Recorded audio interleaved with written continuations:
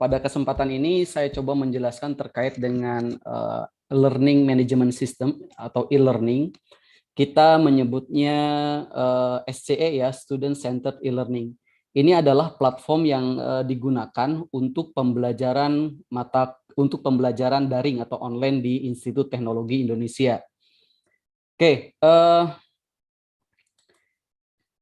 teman-teman sekalian, tadi sudah buka si akad ya, sudah buka pengumuman kan? Nah, di situ sudah ada pengumuman terkait dengan cara akses akun SCE. Apakah sudah baca semua? Sudah mengetahui cara aksesnya? Ya. Pertama, yang harus teman-teman mahasiswa lakukan, ya, baca informasinya ya di pengumuman itu, cara mengakses akun sce.it.ac.id. Kemudian username-nya adalah NIM mahasiswa. Kemudian password-nya itu adalah tanggal lahir ya. Sebagai contoh misalnya kalau lahirnya 2 Januari 2021 berarti ya 2 strip Januari, J-nya pakai huruf besar, kemudian strip, kemudian 2021 seperti itu. Ya, semoga sudah baca semua. Oke. Perhatikan teman-teman semua. Di sini di halaman awal depan ya, ini adalah halaman home-nya, kemudian ini ada menu untuk program studi reguler, paralel. Nah, setiap menu ini sudah distruktur berdasarkan program studi dan ada kelas gabungan bersama. Jadi kalau misalnya ada mata kuliah dasar gitu ya, itu tidak ada di program studinya, cek di menu gabungan mata kuliah bersama. Sebagai contoh kita lihat dulu. Ya, di sini ini ada beberapa mata kuliah ya. Mata kuliah gabungan bersama misalnya antara elektro dan TK misalnya pendidikan agama Islam. Nah, seperti tadi misalnya ada kendala agama Islam di TK tidak ada ya. Ngambilnya yang ada apa namanya kodenya di elektro seperti itu. Ini yang gabungan-gabungan sudah ada informasinya. Misalnya untuk agama Katolik ataupun Kristen ini seluruh prodi ya. Reguler dan PKP gitu kan. Jadi dipilih saja nanti di sana. Oke, ini informasinya ya untuk struktur menunya. Kemudian nanti kalau misalnya menemui kendala, ini ada bantuan untuk SCE, ada tutorialnya untuk mahasiswa, ada juga nanti ke helpdesk. Baik. Di halaman depan ini ada pengumuman, jadi paling tidak ketika masuk ke halaman ini lihat dulu siapa tahu ada pengumuman terbaru terkait dengan aktivitas akademik di Institut Teknologi Indonesia, itu bisa juga nanti ditampilkan di halaman situs ini. Baik, kita coba masuk ya. Untuk masuk ke halaman ini diperhatikan di sini ada username dan password, jadi teman-teman masuk gitu kan, username dan passwordnya ke sini. Nah, jika tidak bisa masuk seperti ini, berarti username dan passwordnya itu tidak sama, tidak sesuai dengan database kami. Oleh karena itu, yang harus Anda lakukan para mahasiswa adalah mencoba untuk mengget password baru ya. Nah, di sini jadi ada satu menu ya di bawah sini, forgot username or password. Kalau username-nya lupa atau password-nya lupa, gunakan fasilitas ini. Ya. Masukkan username. Untuk mahasiswa, username itu baik yang PMMDN atau mahasiswa yang dari kampus lain yang ikut kuliah di Institut Teknologi Indonesia, username-nya itu standar adalah NIM mahasiswa ya, baik itu NIM dari IT ataupun NIM dari perguruan tinggi asal. Kemudian yang kedua yang paling penting juga adalah email. Jadi untuk eskalasi ini di sini teman-teman pilih salah satu, bukan dua-duanya ya. Pilih salah satu, username-nya NRP, NIM, atau menggunakan email yang terdaftar. Oke, kita coba masuk ya. Mohon diperhatikan. Ketika sukses login masuk ke halaman dashboard utama seperti ini. Nah, perhatikan di sini. Di bagian atas itu adalah nama Anda ya. Di sini ada informasi 1 kali gagal login. Coba teman-teman perhatikan, sistem akan menolak login untuk yang ke-6 kali. Ke-6 kali, 7 kali, 8 kali dalam satu kali sesi, itu pasti akan terekam oleh sistem. Ketika login lebih dari 5 kali salah passwordnya, maka sistem akan mengunci akun Anda. Anda diminta nunggu selama 30 menit ya untuk sistem melakukan rilis kembali akunnya. Kalau tidak, lihat di email yang terdaftar di SCE, lihat petunjuk penggunaan untuk unlock segera ya, supaya bisa login kembali. Seperti itu. Ini informasinya. Kemudian di sini adalah message ya. Ini adalah pesan. Pesan kita bisa berkirim pesan kepada sesama pengguna di SCE ini. Kemudian nanti di sini adalah akan tampil mata kuliah yang sering kita akses. Kemudian di sini adalah di deskripsi dari course. Ini adalah mata kuliah yang bisa kita filter ya. Ini filter yang akan tampil. Misalnya ya, kita tampilkan semua mata kuliah misalnya, atau yang sedang berlangsung, atau masa mendatang gitu kan, atau yang masa lalu gitu. Tergantung nanti settingan mata kuliah.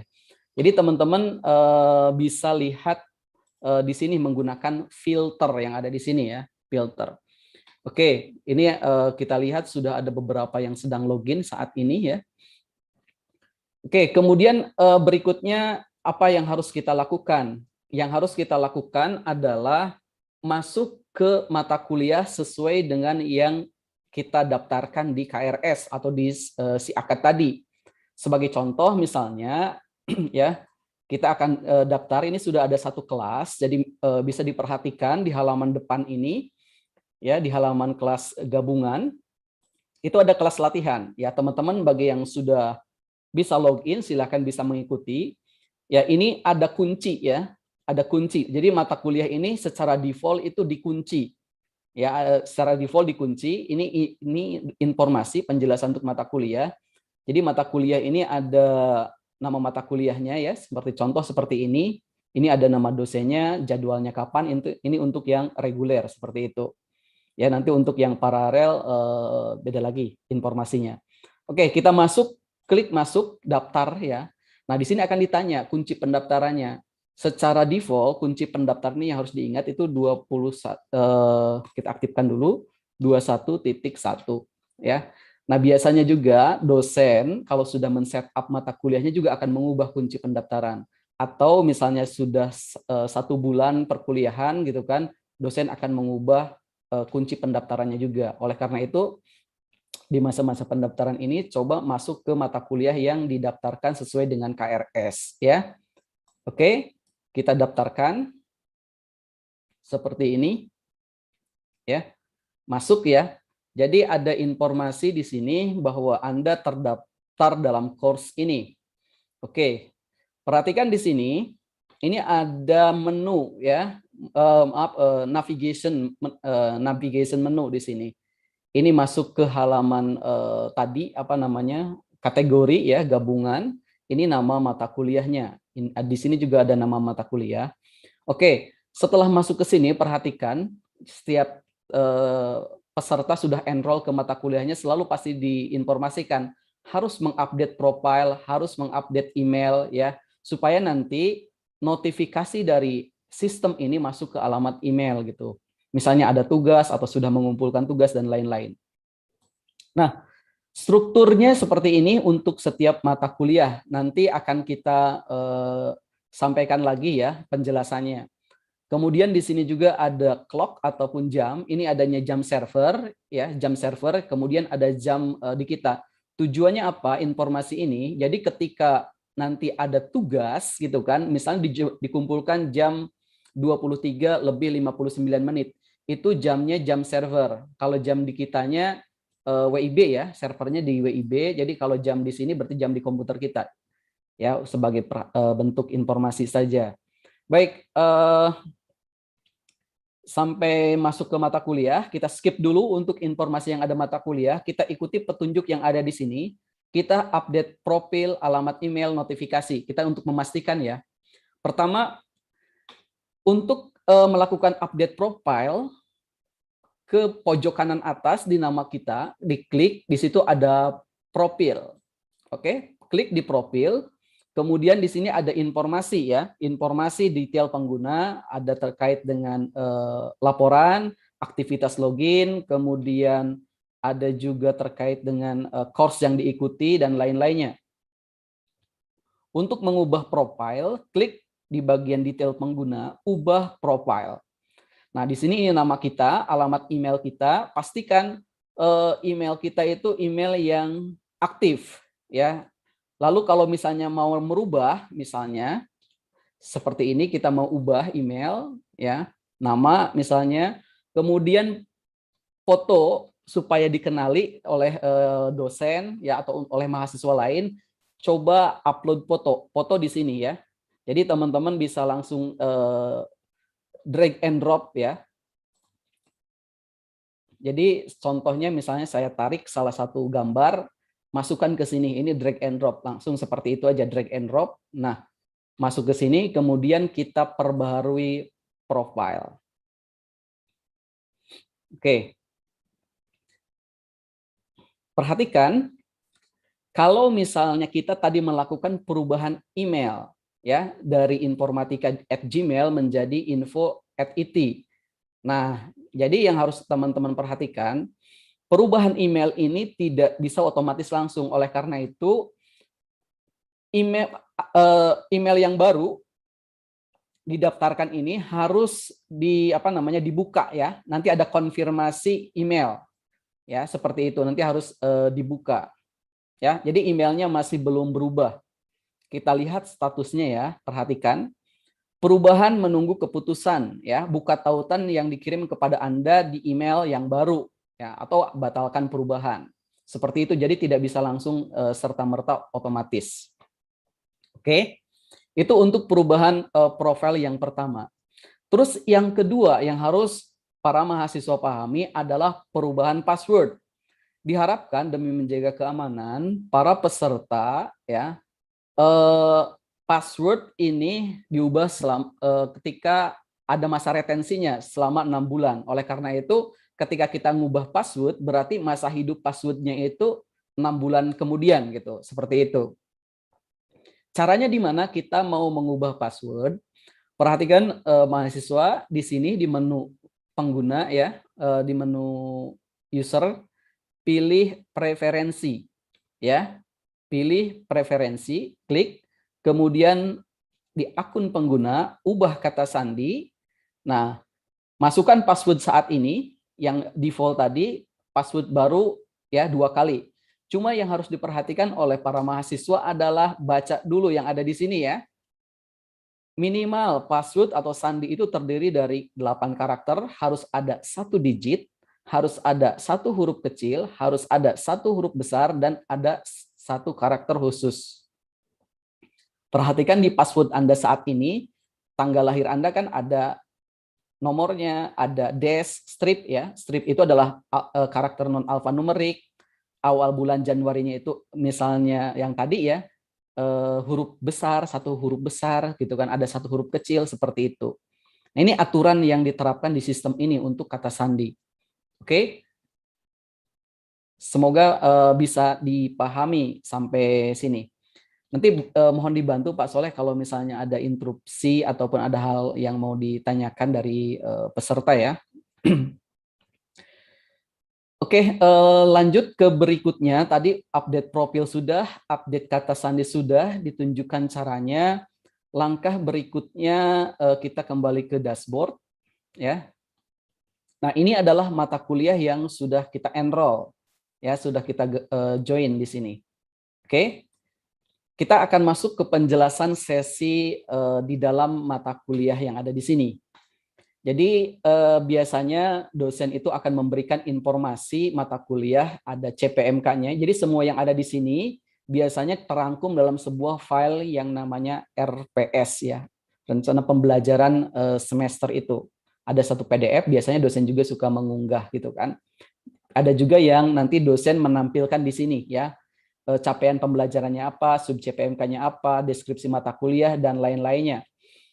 Untuk penilaian, memang secara default dari dulu kita mempunyai default penilaian seperti ini, ada kehadiran, tugas, UTS, dan UAS. Tetapi ini nanti disesuaikan dengan kesepakatan dengan dosen masing-masing mata kuliah, ya, seperti itu.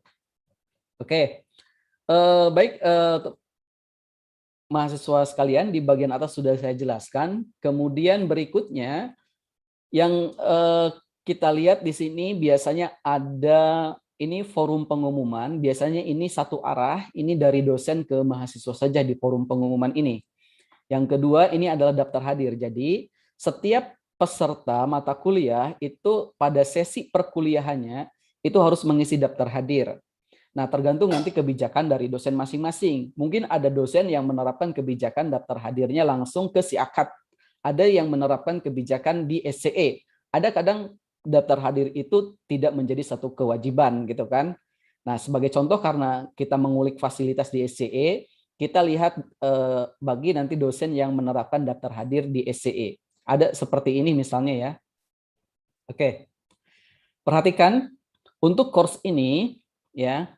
Jadi untuk pengisian daftar hadir di SCE, tampilan di mahasiswa seperti ini. Ini ada misalnya Jumat 17 September hari ini, dibuka jam 8 pagi sampai jam 4 sore. Ya, jadi kita harus masuk ke SCE untuk mengajukan daftar kehadiran. Nih, ada linknya di sini, klik ajukan kehadiran. Oke, perhatikan di sini. Ini ada beberapa ya, ada nanti yang bahasa Inggris, bahasa Indonesia, tergantung nanti dosen yang men-setupnya. Misalnya kita ajukan present, ya itu hadir di checklist pilihannya present, kemudian simpan. Nah, status kita hadir atau present, kita mendapatkan nilai 2 poin dari 2 gitu. Seperti itu ya nantinya. Kemudian ini filter untuk menampilkan keseluruhan course kita. Ini untuk semua sesi kita ya, bahwa kita misalnya sudah hadir dapat nilai 2 poin, terlambat, izin, atau absen. Absen ini kalau bahasa Inggris jangan di ini ya, artinya alpha. Absen ini alpha di sini. Hadir itu present. Oke, seperti itu untuk daftar hadir. Baik, kita masuk lagi ke halaman mata kuliahnya. Oke, nah perhatikan informasi terbaru biasanya ada di recent activity ya, aktivitas lalu ini biasanya dosen atau mahasiswa melakukan aktivitas di sini, penambahan bahan ajar dan lain-lain akan tercatat semua di sini.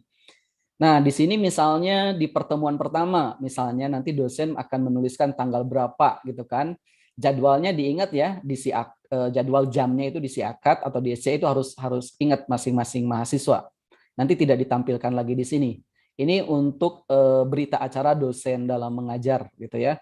Nah, misalnya tadi kita sudah melakukan login, forward, kemudian masuk ke mata kuliah, presensi SCE. Berikutnya kita download materi. Nah, ke materi yang ada di sini ya. Jadi di sini biasanya dosen memberikan materi dalam bentuk PDF, PPT, Word, dan lain sebagainya ya. Nah, jadi para mahasiswa kalau misalnya mau download, ya silahkan download materinya. Di sini ada panduan ya, contoh materinya. Nah, teman-teman nanti bisa unduh kalau dalam bentuk PDF atau dalam bentuk ekstensi file yang lainnya silahkan diunduh ya di sini. Jadi dosen biasanya melampirkan materi, tinggal diunduh. Kemudian berikutnya nanti ada tugas ya.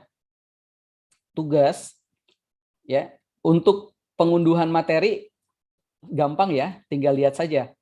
Nanti otomatis ini juga bisa di checklist. Nah, bisa di-uncheck atau di checklist. Ini menandakan bahwa aktivitas kita sudah selesai untuk ngunduh di sini ya. Di sebelah kanan itu ada kotak, dicek aja. Kemudian berikutnya kita lihat ada tugas individu. Nah, tugas individu ini adalah tugas, misalnya contoh ya. Bagaimana kita mengisinya? Perhatikan dulu ya sebelum mengumpulkan ini tugasnya apa. Ya, kemudian status penilaiannya belum, batas waktunya yang harus diperhatikan nih. Deadline-nya kapan? Ya.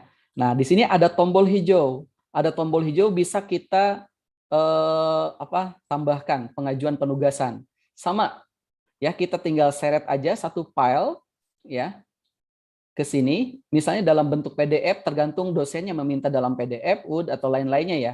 Masukkan ke sini, kemudian filenya, kemudian klik simpan perubahan. Ya. untuk mengaksesnya. Oke, perhatikan ya, kita sudah melakukan pengumpulan berkas untuk tugas. Kemudian di sini perhatikan apakah ini sudah benar atau tidak. Kalau misalnya ini belum benar, ternyata filenya itu salah. Jadi teman-teman jangan sampai ketika mengumpulkan tugas langsung lari saja, sudah gitu ya. Tapi edit lagi, cek lagi, download lagi. Apa yang sudah kita kumpulkan itu benar-benar tugasnya. Ya, kalau misalnya ini filenya salah, tinggal edit pengumpulan kembali, kemudian ini dihapus, diuploadkan yang baru. Seperti itu kira-kiranya ya. Jadi untuk penguploadan tugas mohon diperhatikan ya, jangan sampai ya, berkas yang atau file yang dikumpulkan itu tidak sesuai. Baik, itu untuk cara menguploadkan tugas. Berikutnya kita masuk lagi ke halaman utama di sini ya, mata kuliahnya, yaitu ada quiz. Ya, tugas dan kuis apa bedanya? Biasanya kalau tugas ini ada rentang waktunya dan umumnya menguploadkan file ya. Kalau kuis ini bisa berbagai macam tipe ya. Nah, jadi teman-teman klik di kuis, kemudian perhatikan waktunya dibuka sampai kapan. Oh, lihat ya, di sini dibukanya pukul 8 pagi, kemudian ditutup jam 18 sore. Waktu pengerjaannya cuma 30 menit. Artinya kita maksimal kita mengerjakan ini adalah jam 17.30 gitu. Ya. Karena ada pengerjaannya 30 menit untuk kuis ini. Metode penilaiannya nilai tertinggi. Ya, contoh misalnya kita kerjakan kuis. Mulai sekarang ya. Jadi ketika ada mulai usaha, mulai sekarang. Oke. Ini contohnya ya, soal pertama misalnya ini ada pertanyaan, kita jawab, ini yang multiple, contoh yang multiple choice. Ya, seperti ini. Oke. Oke, selesai. Ya. Nah, di sini perhatikan, ketika kita sudah menjawab semua pertanyaan, nanti di sini waktu kan masih tersisa misalnya berapa menit gitu kan. Kalau misalnya sudah oke semua, maka mahasiswa tinggal klik kumpulkan semua dan selesai di sini. Di paling bawah ya. Kalau ini kembali ke kuis, berarti ke sini. Oh, ada kesalahan, ngubah lagi gitu kan. Seperti itu. Next, next, next. Kalau ada beberapa pertanyaan, kemudian selesai ya. Terakhir adalah review, silakan pertanyaannya mana statusnya, ada jawaban atau tidak, kemudian tinggal kumpulkan semua dan selesai. Oke. Nah, ini sudah selesai ya. Sudah selesai berarti. Itu untuk quiz. Sudah selesai. Kemudian berikutnya adalah yang forum diskusi. Ini untuk forum diskusi, klik di sini. Biasanya dosen ataupun kita kalau misalnya memiliki pertanyaan, tinggal buka topik baru ya. Misalnya pertanyaan. Oke. Misalnya seperti ini ya, subjeknya. Ini pesannya apa ya? Misalnya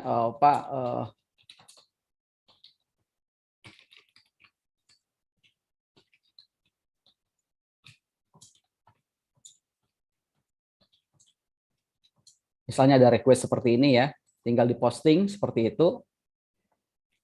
Atau kalau misalnya kita mau menjawab pertanyaan, ya klik di situ, kemudian perhatikan di bagian bawah dari forum ini ada tanggapi. Klik tanggapi, kemudian masukkan ya tanggapan kita ya, balasannya gitu kan.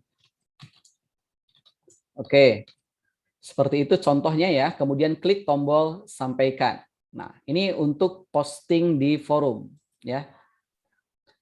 Kemudian misalnya ini kita checklist sudah melakukan, forum pun kita sudah checklist untuk melakukan.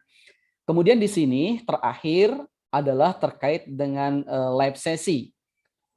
Jadi dosen ataupun dosen atau asisten nantinya akan menyediakan link untuk live sesi. Sebagai contoh di sini ada dua ya yang dicontohkan. Yang pertama adalah dengan menggunakan Jitsi, yang kedua adalah dengan menggunakan misalnya di sini Zoom ya, Zoom. Oke, ini icon untuk menggunakan Jitsi. Jadi teman-teman kalau misalnya pada jam mata kuliahnya klik icon ini, kemudian tinggal akses ya. Ini live sesi ya. Ini live sesi menggunakan Jitsi ya. Ya, perhatikan ini membutuhkan apa namanya? Mikrofon. Jadi kita izinkan allow ya. SCE want to use your microphone, klik allow. Kemudian secara otomatis nama ini adalah NIM kita. Kita juga bisa ubah ya. Misalnya seperti ini. Ya, diubah kemudian join meeting. Nah, di sini kita sudah join ke meeting ya, ke conference seperti ini dengan menggunakan Jitsi. Kira-kira seperti itu, nanti tinggal ngikutin aja untuk yang live sesinya. Kemudian ini ada live meeting. Ini raise hand ya, reaction, raise hand seperti di Zoom seperti biasa. Kemudian nanti ini untuk tampilan dalam bentuk galeri, untuk tampilan dalam bentuk presenter gitu kan, ada untuk ini kamera. Nah, kalau kamera diizinkan lagi kita, nanti akan muncul kamera ya. Ini kameranya sedang digunakan 2 kali oleh Jitsi sama oleh Zoom. Jadi tidak bisa sedang digunakan oleh Zoom ya. Tidak bisa digunakan oleh Jitsi. Seperti itu. Ya, ini kita udah selesai, berarti kita balik lagi ke halaman mata kuliah yang di awal. Oke, untuk Zoom ini hanya link saja ya, tinggal diklik. Nah, kira-kira seperti itu ya. Ini halaman-halaman yang seperti ini tidak tersedia. Ini dosen belum melakukan setup untuk setiap pertemuannya ya. Rata-rata itu 16 kali pertemuan untuk yang reguler. Untuk yang PKP 2 SKS itu kurang lebih 8 kali pertemuan ya. Untuk yang 3 SKS ya kurang lebih 12 atau 11 kali pertemuan. Seperti itu ya informasinya. Baik, sesi sepertinya sudah banyak yang nanya nih di chat ya, Pak Soleh. Saya kembalikan dulu ke Pak Soleh. Terima kasih.